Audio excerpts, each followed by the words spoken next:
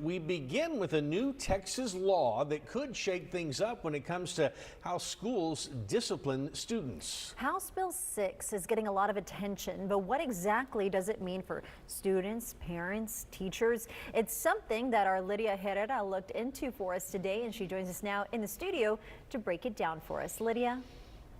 Leslie and Mike, House Bill 6 aims to change how the school districts across Texas handle discipline in the classroom. I spoke to a Nueces County judge who handles juvenile delinquency cases and a CCISD administrator. Both are hoping House Bill 6 is a step in the right direction when it comes to addressing student behavior in schools. House Bill 6 aims to make it easier for school districts across Texas to discipline students for classroom disruptions. Ron Knipes with CCISD says the goal is to better support educators and help ensure a safe learning environment for everyone. So if a student misbehaves and they break the student code of conduct, then it's up to the campus administrator. He'll deal with it or she'll deal with it. They'll do an investigation, and depending on the seriousness of the incident, they'll determine a consequence, which could be in-school suspension, out-of-school suspension, or they could even recommend removal to the discipline campus.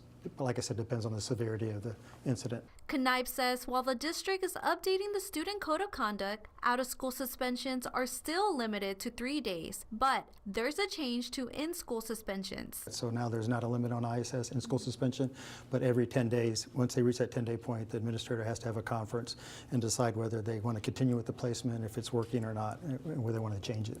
Judge Timothy McCoy, who handles juvenile cases, says since the COVID pandemic, student disrespect and classroom disruptions are an ongoing issue. He believes the new law could give educators the tools they need to address them. I think this bill is meant to help address that and make maybe certain disciplinary procedures more accessible to the school administration. HB 6 will also reverse a state law that prevented schools from suspending students in pre-K through second grade. Well, it was always in place, but there were real specific requirements that they had before they could suspend a student that young. What they did, they kind of expanded it. I don't have it with me, but they expanded the reasons what you could suspend a kid. So you might see more suspensions now than in the past. McCoy says how effective the bill will depend on how school districts choose to implement it. So, giving the school the resources that they're requesting to do what they, to handle, the delinquent behavior is one thing, but then let's see how it's implemented. A revised student code of conduct will be presented to the CCISD Board of Trustees meeting for a vote. House Bill 6 takes effect this September.